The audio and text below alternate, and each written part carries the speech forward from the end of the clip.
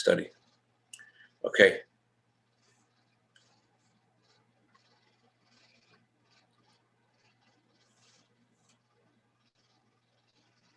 I remember when I was at one Verbringen, where Pina Korf was Gesund shared a point from this Verbringen, and I always wanted to study this Verbringen since then, because I just thought it was amazing what he said at that time, and never had a chance to study it, but let's begin studying it now. This is Yud Shvat Tavshin Chavav, and the Rebbe talks a lot about the connection of the Rebbe and Chassidim and how this connection works after the previous Rebbe's passing, and he compares it to the Frierdiker Rebbe's departure from Russia.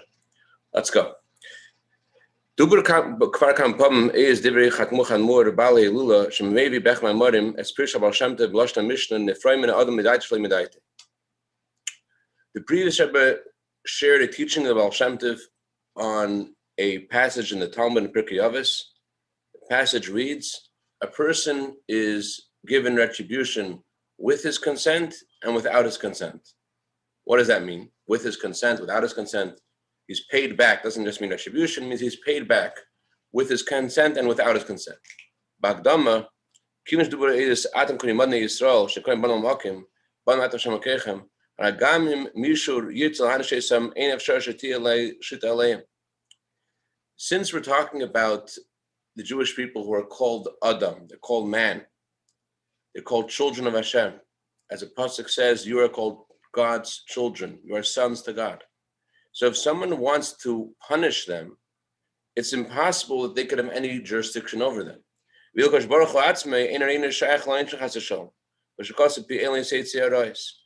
And from God Himself is not connected, chas v'shalom, to punishment, as it says in the Torah. From the supernal one, evil does not come down. Nevertheless, there has to be in the world the concept of judgment. As the Medrash says, when God created the world, He decided that He was not going to create the world just with mercy, because then things would go crazy. There would be lots of Averis. The Yetzer Hara is called Kelev. Kelev means a dog, and elsewhere it says in Sfarim that the word Kelev is related to the words Kulei Lev. It's all heart. The Yetzer Hara wants what it wants, and that's all it wants. So in order to rein the Yetzer Hara in, there had to be some kind of consequence for actions. The only way to educate a dog is with a stick, as it says in the Talmud, in Shmos Rabbah. So how does this retribution work? It can't work through any human being, because no human being has power over a Jew. A Jew is God's child. God Himself is not directly the one who administers the you have to be careful the words we use over here. Chas v'shalom, just to contrast for a second, there is no such thing in Judaism that's like in other religions, that there is God and there is some other force out there that does other stuff. Does not exist in Judaism.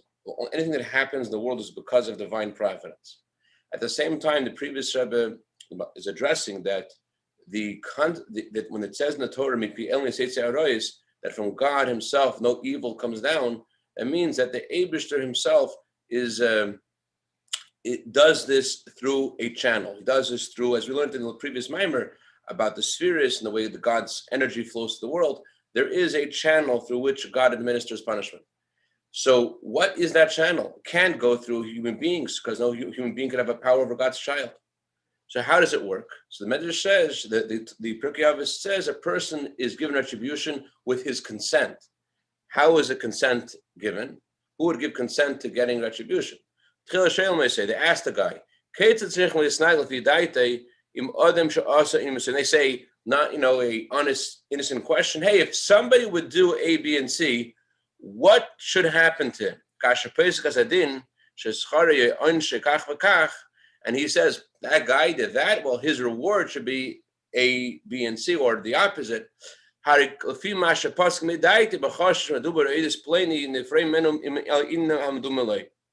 since he has given consent, so the heavenly court takes into consideration what he has given as the ruling should be for someone else, and the heavenly court says is implying in the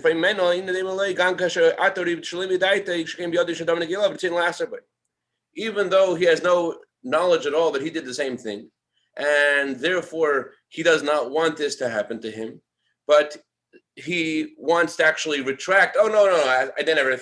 That guy did that. He deserves, shayelmus. He deserves amazing stuff. But so that's how the heavenly court works. It first asks the guy, if Yankel will do this, what should happen to him? He says this is what should happen to Yankel. It's with his consent. And the heavenly court makes a cheshbon, make a calculation. Hey, you did the same thing, and therefore we're going to take your ruling and apply it to you. This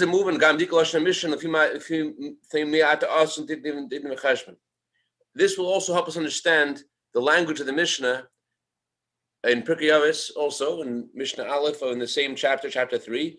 It says you have to know before whom you're going to give a judgment and an account. The Mishnah says that a person has to know that where he comes from and where he's going, and for whom he will have to give a day of reckoning. So the way the Mishnah describes the day of reckoning is for whom you will have to give a judgment and reckoning. It first says judgment, then reckoning. So Tesis Yantav and other commentators ask, you can't give a judgment before there's a calculation. So the Mishnah should have said, you have to know you're going to stand before the King of all kings, and you're going to have to give a reckoning, and then there's going to be a ruling. Why does it say first a ruling and then a calculation, then a reckoning? The answer is, next page, because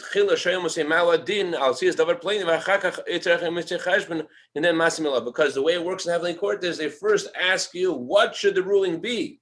And then they make the calculation and they say, your ruling should be applied to you.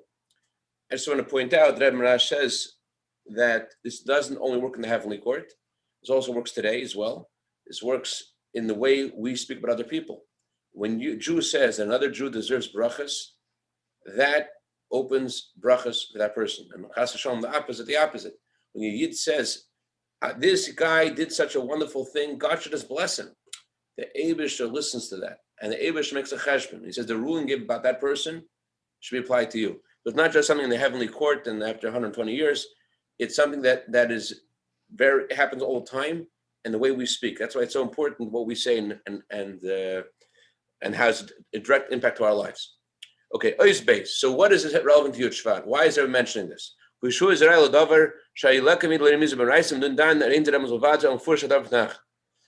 get to how this applies to Yud Shvat, we're going to bring a proof for this. There is a teaching of the Baal Shem Tov, but there's nothing that is not alluded to by the Torah, as the Talmud says. And here we don't just have a allusion to this, we have something clearly in the Tanakh that says this exact point. In David HaMelech Basheva Ksiv, Vayishach Hashem es Nasan el David, Vayim L'shtei Hashem Hoyu B'ir Achas, Echad Asher, Echad Rosh, V'yesh Asher, L'Asher Hayat Tzeinu V'okar Harbe Meid, L'Asher in Kel, Im Kivsa Achas Tana, V'yove Halach L'Isha Asher, V'yachmol L'Kachas Mitzeinim, Umkorei, Lasis Erech Habolei, V'yigachas Kivsa Ish, Harosh V'yaseh L'Isha Boilov, V'kash David HaMelech Paskas Din El Shal Isha Isa Zeis, Omelas Navi Ataish. Nas and Navi came to David HaMelech after the story of Bathsheba, and he said to him, there were two people. There was one rich man and there was a poor man. The rich man had lots of sheep and cattle, and this poor man had only one sheep. And the rich man comes and takes away the one sheep from the poor man. What should happen to this guy? So when David HaMelech gives the obvious answer, Nas and Navi told him, you're the guy. Why did Nas and Navi need to tell him this whole intro? There was a rich man, there was a poor man. Why did he have to do that? Why didn't just tell him, this was not something that was befitting you as a tzaddik, that this shouldn't have been done? Why did he have to go through the whole intro?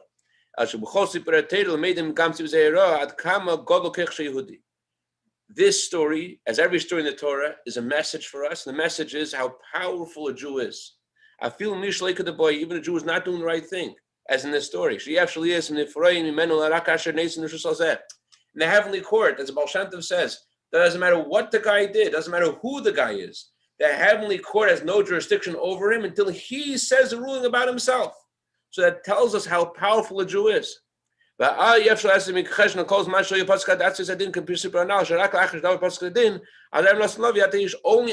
HaMelech gives the ruling can the heavenly court administer whatever David HaMelech said about him, about the other person. And the same is for each of us, that a Jew has to know, a Jew has to have some pride in who he is and who he comes from and how powerful he is. Pride is a good thing. Pride, there's different kinds of pride, but being proud that you're a Jew, you're God's child, and therefore you have your actions do something, your words do something, is a very, very important thing to have. That gives us direction in thinking about what the next thing going to say is, what thing going to think about is, what next thing going to do is. So, what does that do? The Shvat Ois Gimel v'Madvarim Amurim mitzad Bilti Rotze hepachatei v'Arachas Kam Kam Shkeinu Kasha Shem. It's a Yehudi. It's in the Tei v'Vadi Yasir Yashav Eifan Atei B'Yeser. This is true in the negative. How much more so is this true in the positive? When you ask a Jew about something good, and for certainly the guy will say, "This guy, he just did such an amazing thing. God should just bless him. What an amazing thing!" For sure, that works. So Bagdama. When you ask a Jew about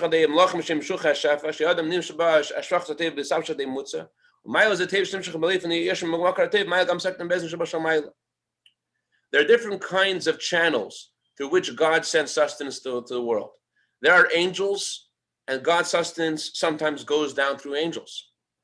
And there is a higher kind of channel, a goodness that comes down directly from the source of all goodness, above the heavenly court. And how do you get such goodness that's beyond the goodness that can be administered by the heavenly court, directly from the source of good?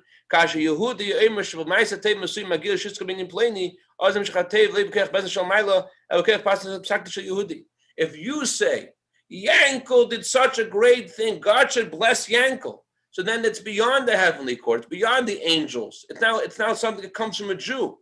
And the Jew's soul is a part of God. How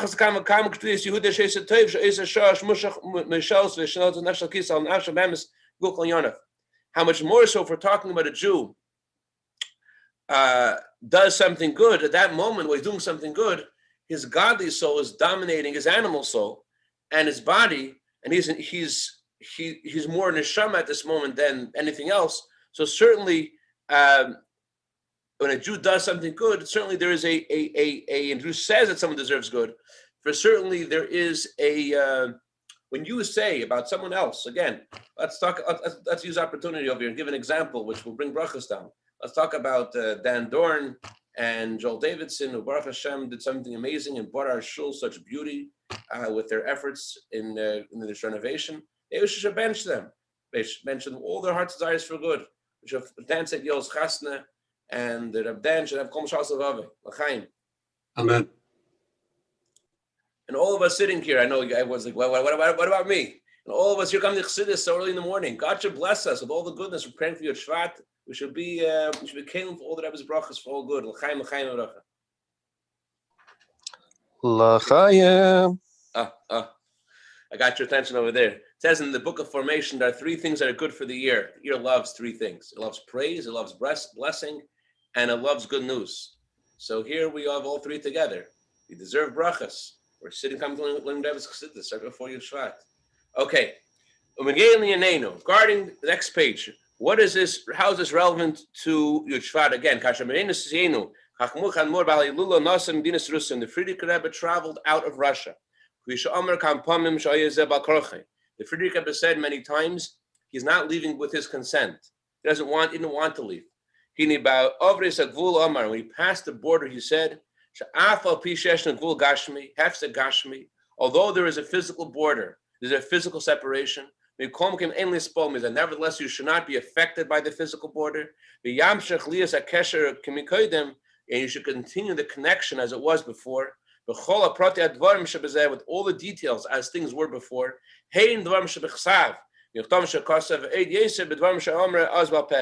Both in his writing, in the letters that he wrote, and also and more in the words that he said after he left Russia. There is a line the Friedrich Rebbe mentioned. I don't know if there mentions this in this Fabrengen. The Friedrich Rebbe said the ocean is not an ocean that separates; it's an ocean that connects. And that's the way it was. Not just for spiritual things.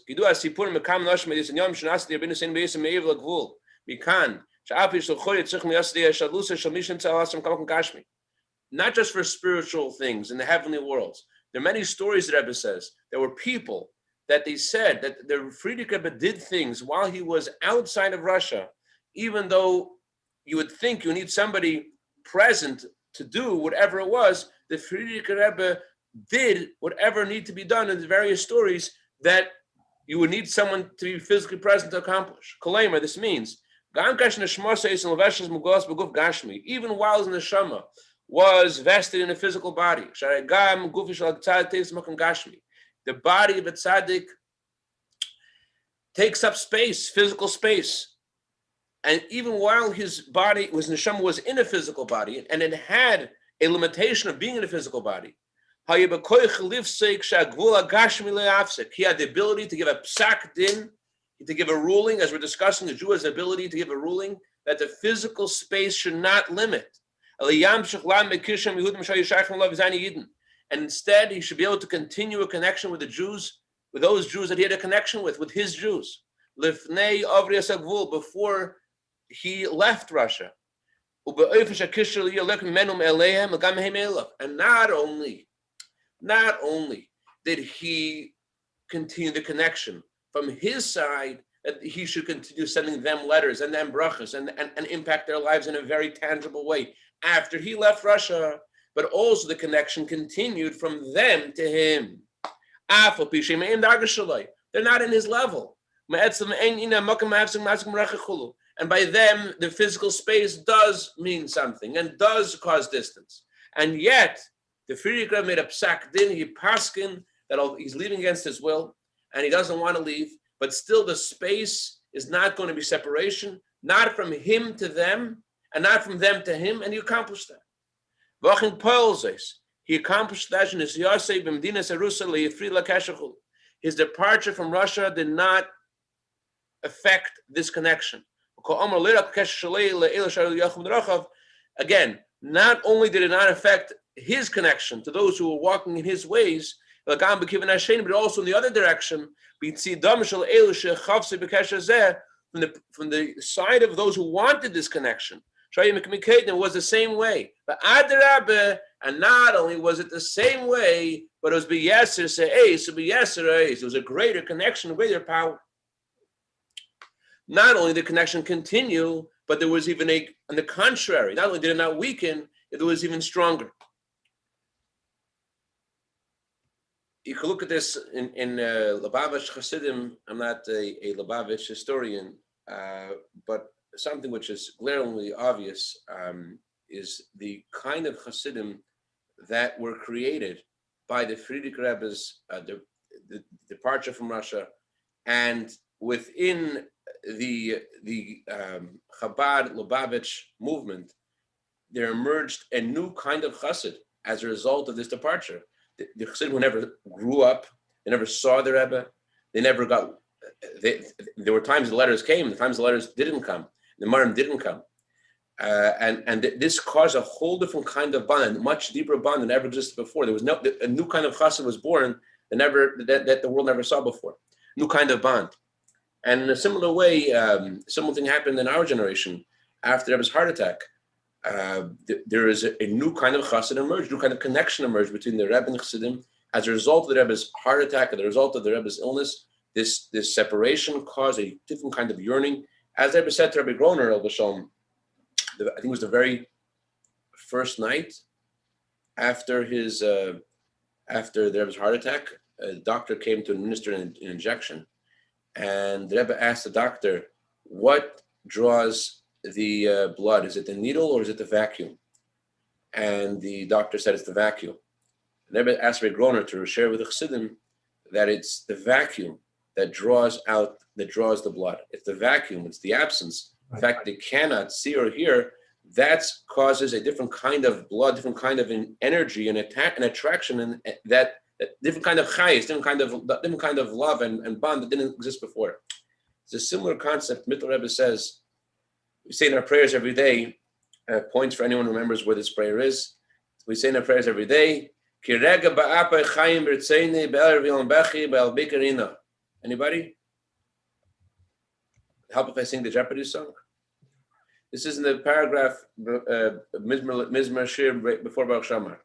It is your anger lasts a moment. There is life with your desire. At night, I go to sleep crying. In the morning, I wake up with song. So the Mittler Rebbe says, Kirega ba'apa also means not just that your anger lasts for a moment, it also means if I think, rega means to stop and think. Stop and think. Why does God feign? God loves us all the time, but there is God's expression of anger. What's the purpose of the anger? What's the purpose of the concealment? So you'll discover, says Mittler Rebbe, Chayim Ritzeinei. What the Eibishter wants in concealment is he wants levitikad. He wants us to have more life in our Torah, more life in our mitzvahs, more life in our davening, more life in our tzedakah. And when a yid turns around and he says to Eibishter, I get it, and he puts chayis, puts life into his Torah mitzvahs, when he sees the concealment, he says, I get the point. I'm going to be, and he becomes more alive in his Yiddishkeit. What happens? There's an immediate change. That although the night before he went to sleep crying, already by the next morning, he gets up with song, the bracha comes down already. So in a similar way, the Friedrich Rebbe is telling the Chassidim, it looks like there's departure, looks like there's separation. His parsing is not going to be separation. Number two, it actually happened. Not just it was a continuation, not only the things not getting weaker, it was a greater connection.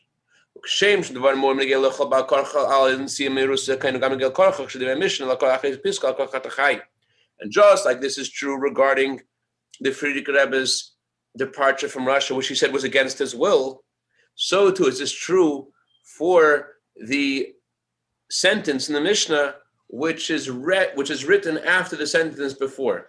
Rebbe doesn't want to say the words al korchach ata, etc. Against your will you pass away. The Rebbe says it says in the Mishnah, against your will you're born, and concerning the next sentence, concerning that too, that movement which is against your will, concerning that also, there's a similar truth that happened that at that time the Friedrich Rebbe didn't say it was going to happen, but just like we learned before that when you would give a psak din, you give a ruling, that ruling is applied to you. So the Friedrich Rebbe gave a ruling then when he left Russia, and that ruling, which was given for al-karach, for something he didn't want to do, is also happened, is also pertinent, and also affected his departure from this world against his will. What happened?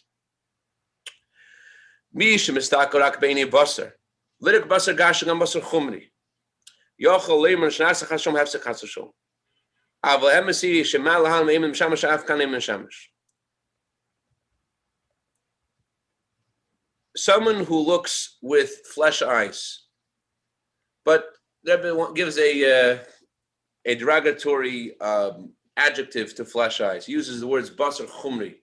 Basar chumri means eyes which are very coarse, not just eyes which are flesh. He could say that there was an interruption, chas v'shalom. Someone who looks with physical eyes, or coarse eyes especially, he could say there was interruption. But the truth is, the Rebbe said that just like this about Moshe Rabbeinu, the Moshe Rabbeinu served the Jewish people when he was in this world, and also in Zion Oder, after he passed away, he continues to serve them.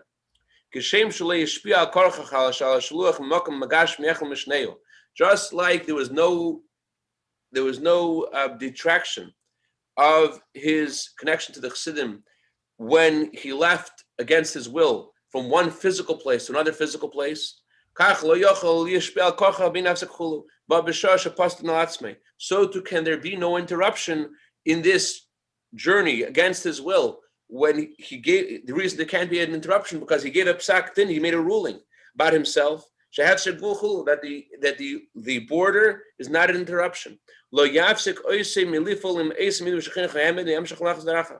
the this will not stop him from affecting those Jews that he educated, these Jews that he raised, and he will continue to go in his ways. That's what the Friedrich Rebbe's Psaktin means. That there's no interruption, that there's no separation. It may look to our eyes that there's a separation, to our physical coarse eyes, but those eyes don't, our perspective doesn't change the truth. The truth is that there is no interruption. However, a question could be asked. There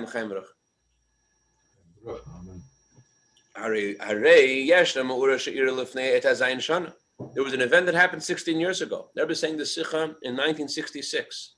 There was an event that happened 16 years ago. An event that we were present at. And the things were done not just because the animal soul wanted to do certain things, but the code of Jewish law said that certain things have to be done because there's a separation, because there's interruption. So the answer for this is not only from the perspective of the inner dimension of the Torah, the answer for this is also in the revealed parts of Torah. Isa Gemara says the Gemara, Yaakov in leimei so parach chibich di saftu savdaya v'chontu chataya chulu. It's a passing mefurish b'chumash saftu savdaya v'chontu chataya. Meshani ma'azar b'chaim avu b'chaim. The Gemara says that Yaakov, our father, did not die, and the Gemara asks, what do you mean he didn't die? It says in the Gemara, it's clear in the Torah that he was eulogized and he was embalmed. So the Gemara answers that just like his children are alive, so too he is alive. What does Gemara mean? The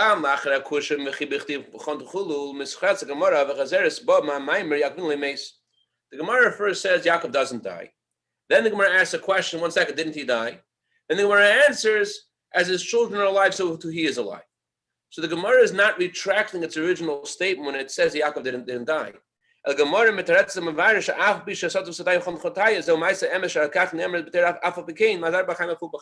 means is that although something happened and he was eulogized and he was embalmed, and that's just a true thing that happened, that says in the Torah that happened, and yet the truth is that he is alive, just like his children are alive, so too he is alive.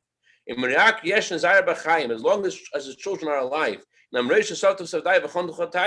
although there is a eulogy, and although there was an embalmment, that's happened factually. Yet, despite all this, he is alive. Not like people who want to water down this idea. And people want to say, they want to water down what the Gemara is saying. They want to say this following. People want to water down this idea and say, if his children are alive, it's as if he is alive. That's not correct. Why isn't it correct? Because according to this, the Gemara is retracting its original statement. And it's saying, Yaakov did die, but because his children are alive, it's as if he is alive. That's what the Gemara is not saying. The Gemara is clearly maintaining its original statement. Yaakov didn't die. And it's defending this original statement with the word, that's his children are alive, he is alive. And this is the opposite of the second point, why this can't be the meaning, is the Gemara says, just like his children are alive, so too he is alive. What does the Gemara mean by saying that? It's not saying because his children are alive, it's as if he is alive. The Gemara is giving a comparison. You want to know how alive he is, look at his children. The same way his children are alive, that's how he is alive. The Gemara is not saying it's as if he's alive because his children are alive. No, the Gemara says, you want to know how alive he is? Look how his children are alive. The Rebbe once was speaking about after the challenge to the Rebbe's library came to federal court, and those who were trying to take the Rebbe's books were claiming that there's an inheritance and the Friedrich passed away, and he's passed away for many years, and therefore there should be inheritance. And the Rebbe gave such a passionate description of what the truth is. The Rebbe said, how could people say such a thing? Every year, the Rebbe said, he's more alive and more active, and he lives in us and with us. to the extent that he becomes the main one, and we're you have to see the Sikha that describes this, but the Rebbe says that every year more fresh and more active and more alive than before. There's one Sikha which if anyone knows the source, please share it with me. I can't find it. I definitely heard this. Maybe it's in this Sikha, I don't know. The Rebbe said that the Gemara says, just like his children are alive, so too he is alive. That's the Gemara is bringing a proof. Gemara is bringing a proof. You want to know how he's alive, look at his children. But cause and effect, the cause and effect is the opposite. What's making his children alive is because he is alive. It's not that his children are causing him to be alive because they're acting in his ways and they're going the things that he said. It's as if he's alive. So their actions, they're making him alive. It's the opposite. The reason why is in language of Chassidus, the reason why, I didn't give this example, but Chassidus says that when you see light, you know there's a luminary. So when you see the children are alive, then you know he is alive. But what's making them alive is the fact that he's alive. And here the Rebbe says, adds another point. Here the Rebbe says the same way that they're alive, that's why he's alive. What does that mean? So we'll go tomorrow, we'll see how can you say that? How can you say the same way that they're alive, he is alive? What does that mean? So we'll get into that tomorrow. But before, any other questions about this subject or any other subject in this world? Rabari, I want to know what you're having for breakfast. Okay, good day, Rabari. Good day, Dr. Bressman. Don't tell Dr. Bressman you have anything else other than oatmeal and maybe some berries. Maybe berries. On like Mondays and Thursdays, you could also add berries to your oatmeal. Great day, Yonatan. Great day,